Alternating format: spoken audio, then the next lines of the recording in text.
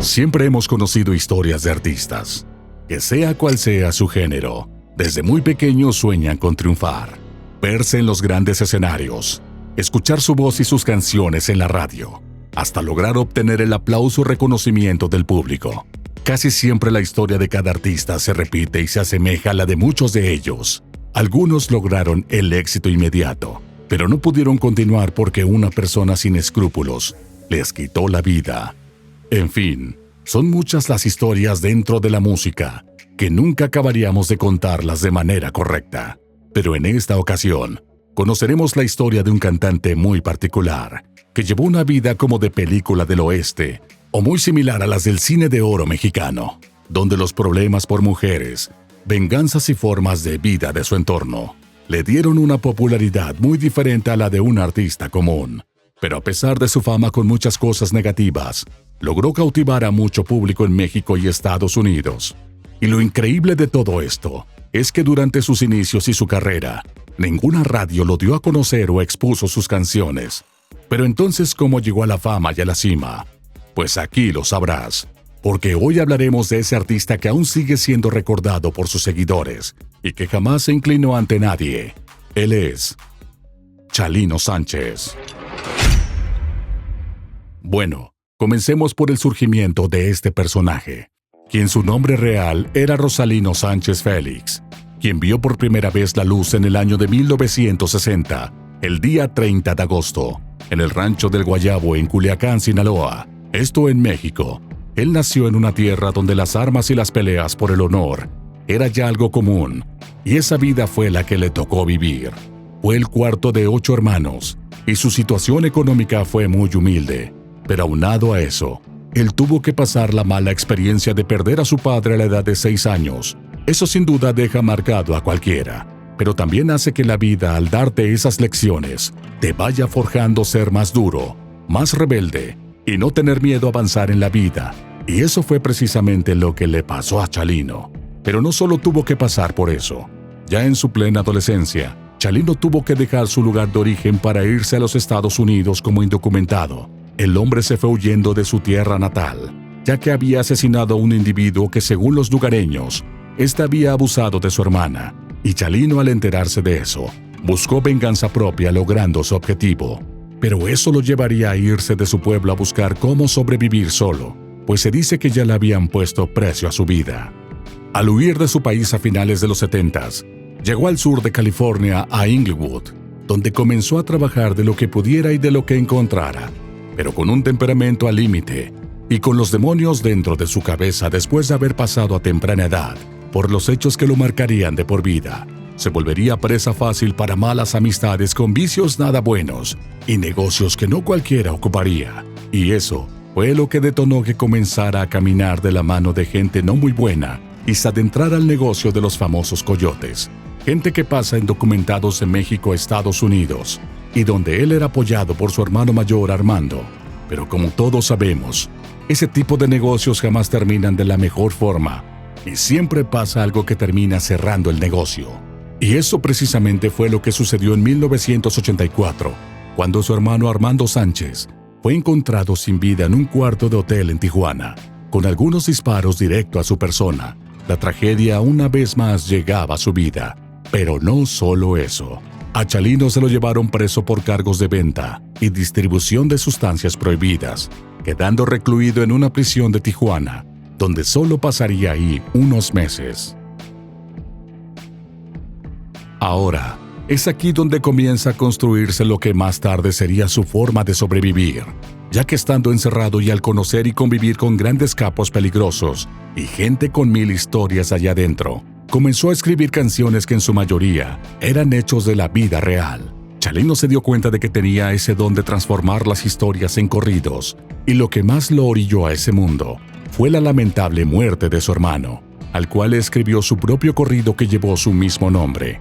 Al salir de prisión, el hombre ya había agarrado popularidad por fuera, como escritor y cantante de historias y corridos por encargo, y eso lo ayudó a ganarse la vida, y lo cual lo fue adentrando más en la música.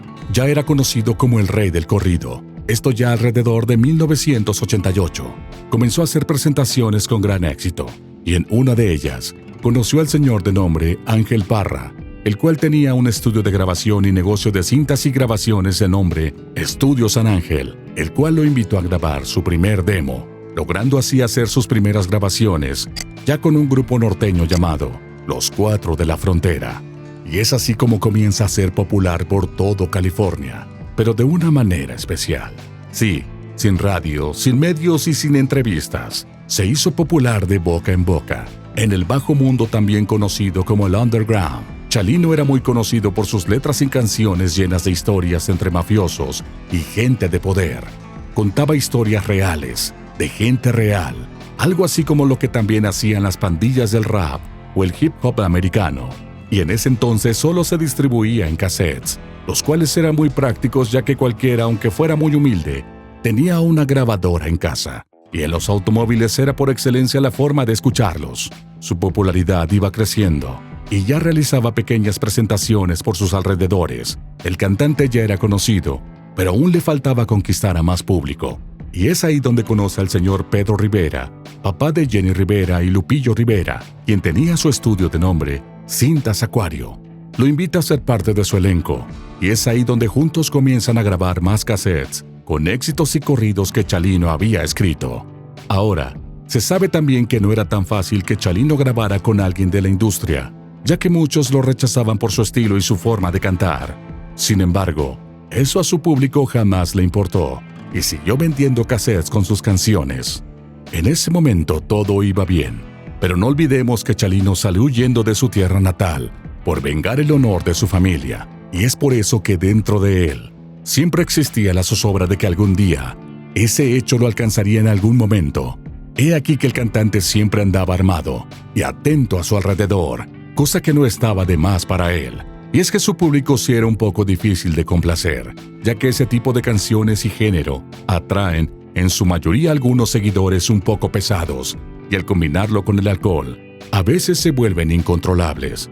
Y eso fue lo que pasó en 1992 en el Valle de Coachella, un sábado 26 de enero, en un lugar conocido como Plaza Los Arcos, durante una presentación abarrotada ante más de 400 personas, donde entre los asistentes se encontraba un hombre cuyo nombre era Eduardo Gallegos, quien en estado de ebriedad comenzó a interrumpir al cantante pidiéndole una canción, pero Chalino solo lo sobrellevaba cuando de repente el hombre sacó un arma y le disparó al cantante, hiriéndolo de gravedad, mientras que Chalino también sacó su arma para defenderse, pero se le trabó, aunque sí alcanzó a herirlo antes de desmayarse.